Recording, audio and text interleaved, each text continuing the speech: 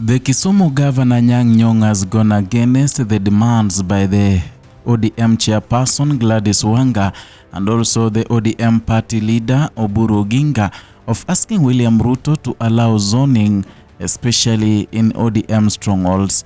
According to Anyang Nyong'o, who wrote in an article in the Standard newspaper, he said, he gave a warning against proposals to divide Kenya into informal political zones, saying such a move would undermine the constitution and limit democratic competition across the country.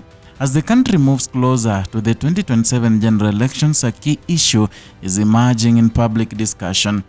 It is the idea that Kenya could be informally divided into political regions where only certain leaders are expected to run or compete. This concept, often referred to as zoning, is now drawing sharp concern from sections of the leadership. At the center of this concern is the argument that zoning could weaken the core principles of Kenya's democracy, and according to the Kisumu governor, the constitution guarantees every Kenyan the right to participate fully in the political life, and that includes the right to seek office anywhere in the country, and from local leadership positions all the way to the presidency, as long as legal requirements are met.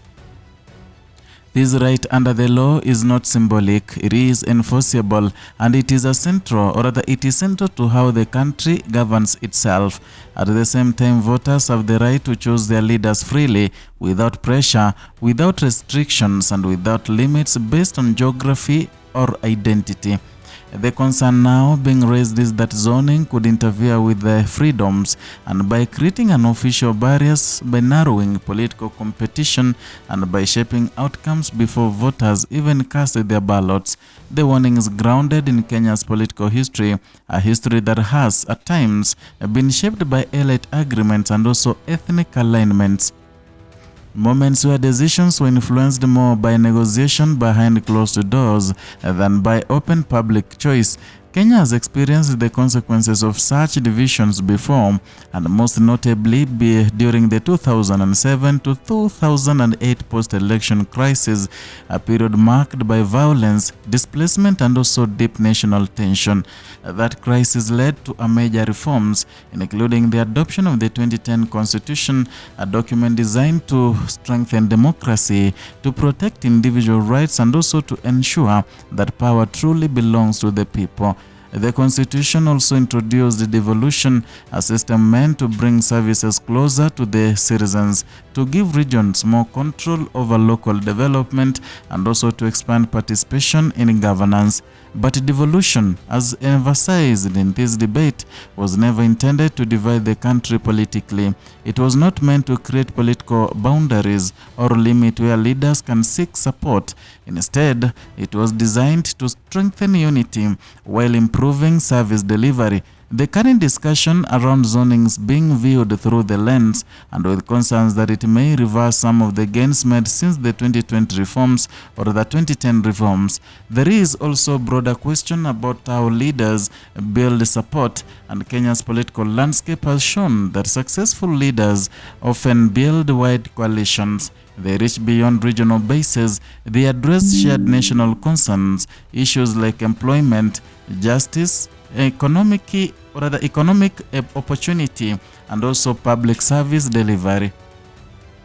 These are concerns that cut across counties, communities, and identities. The argument being presented is that strong democracies grow when ideas move freely across the country, when candidates engage voters in every region, and when competition remains open. Restricting the competition, even informally, could limit the exchange of ideas.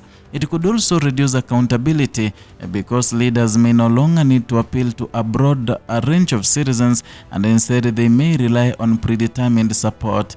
That shift should change, or rather could change the role of the voter, and from an active decision maker to passive observer, and that in turn could weaken the democratic process. And the Constitution sets clear standards for leadership: integrity, transparency, and commitment to public service. These are qualities expected of those seeking office, and they also meant to apply equally regardless of where a candidate comes from or where they choose to run. Leadership under the Constitution is a public trust, and it is to be earned through merit, not assigned through informal arrangements. Political parties also play a key role in the process. They are also expected to operate as national institutions, to bring together diverse communities, and to reflect the interests of the entire country, rather than serving regional or exclusive agendas. The expectation is that parties will provide platforms where candidates can compete openly and where voters can make informed choices. And the discussion also revisits Kenya's early political history, and at independence, the country faced choices about how to organize its political system. Debates around regionalism and also nationalism shaped those early years. The direction taken then continues to influence today's governance structure. And now, as 2027 approaches, similar questions are emerging about unity, about inclusion, and about political power should be contested. The central message being emphasized is that the ballot remains the only legitimate path to leadership, and that elections must reflect the will of the people, and that informal deals or territorial arrangements cannot replace that process, and the stakes are significant.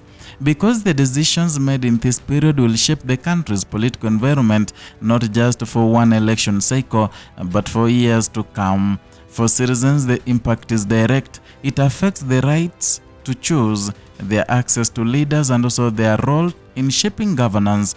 And for leaders, it defines how they engage with the public, how they build support, and how they are held accountable. At its core, this is a conversation about the future of Kenya's democracy, a democracy built over decades through struggle, through reform, and through the commitment of its people, as designed, or rather a system designed to remain open, inclusive, and also responsive.